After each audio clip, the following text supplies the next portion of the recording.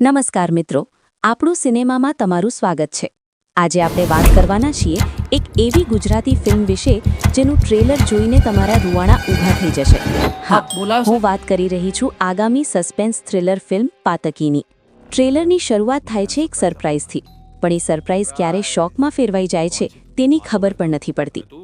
ગૌરવ પાસવાલા એટલે કે માનવ મહેતા જ્યારે ઘરે આવે છે ત્યારે તેને ખબર પડે છે કે તેની પત્ની નિત્યા શ્રદ્ધા ડાંગરનું મર્ડર થઈ ગયું છે.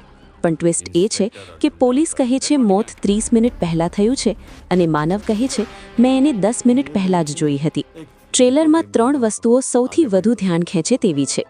સ્ટારકાસ્ટ, ગૌરવ પાસવાલા અને શ્રદ્ધા ડાંગરની જોડી તો છે જ, પણ સાથે હિન્દી ટીવી જગતનો જાણીતો ચહેરો હિતેન તેજવાની એક કડક પોલીસ ઓફિસરના રોલમાં જબરદસ્ત લાગે છે.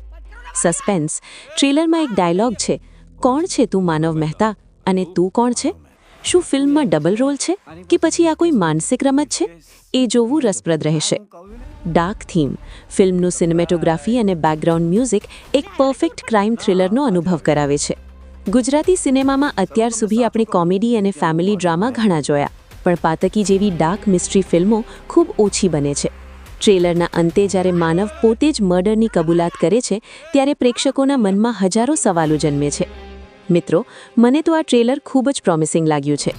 તમને શું લાગે છે? શું માનવ મહેતા જ કાતિલ છે કે વાર્તામાં કોઈ મોટો ટ્વિસ્ટ છુપાયેલો છે? કમેન્ટમાં ચોક્કસ જણાવજો. અને જો તમને આ રિવ્યૂ ગમ્યો હોય તો આપણું સિનેમાને લાઇક અને સબસ્ક્રાઇબ કરવાનું ભૂલતા નહીં.